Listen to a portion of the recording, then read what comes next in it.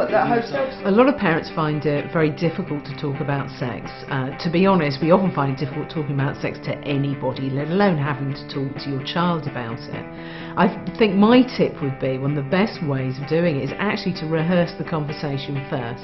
Let yourself hear yourself saying penis, vagina, clitoris, orgasm. They're words we're not used to hearing coming out of our mouth. So get comfortable with saying it.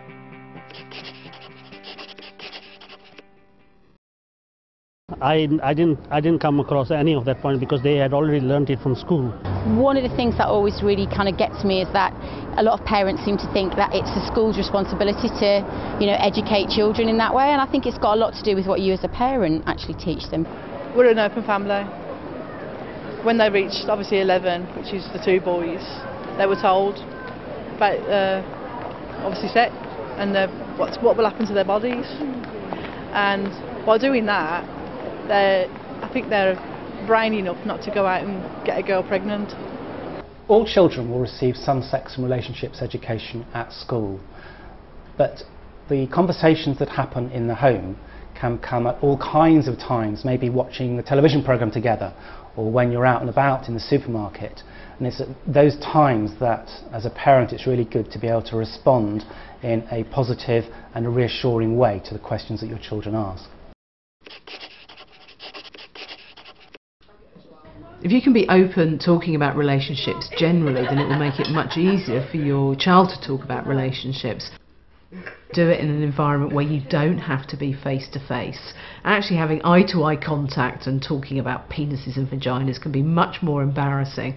So maybe if you know you've got a car journey planned, or go for a walk somewhere where actually you're side by side rather than face to face, which can feel far more intimidating and embarrassing. It's part of being a human being, it's something to be celebrated, and hopefully it's something that will be a very positive part of your child's life as they grow up. They hear things at school, sometimes they just want you to clarify it for them. No, I'm not embarrassed at all, because I think children need to know that you understand and you're listening.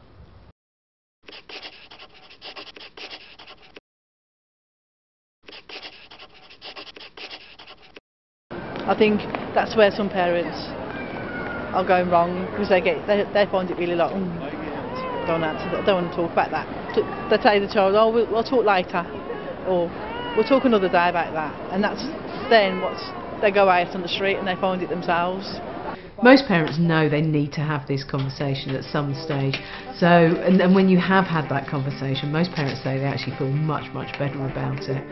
But do make sure it's not just a one-off event. Make sure that it's a conversation that your child knows they can come back to at any time.